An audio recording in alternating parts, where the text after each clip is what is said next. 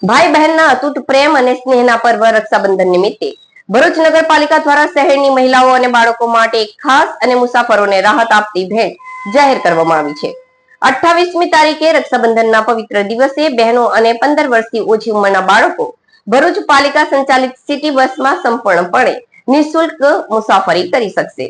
નગરપાલિકા પ્રમુખ દેવેન્દ્રસિંહ વસાવાએ માહિતી આપતા જણાવ્યું હતું કે રક્ષાબંધનના દિવસે બહેનો પોતાના ભાઈના દીર્ઘાયુ અને રક્ષાની પ્રાર્થના કરવા દૂર દૂરથી રાખડી બાંધવા આવતી જતી હોય છે।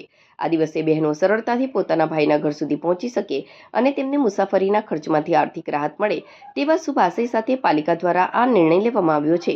28મી તારીખે રક્ષાબંધનના સમગ્ર દિવસ દરમિયાન મહિલાઓ અને 15 વર્ષથી નીચેના બાળકો માટે આ સેવા ઉપલબ્ધ રહેશે।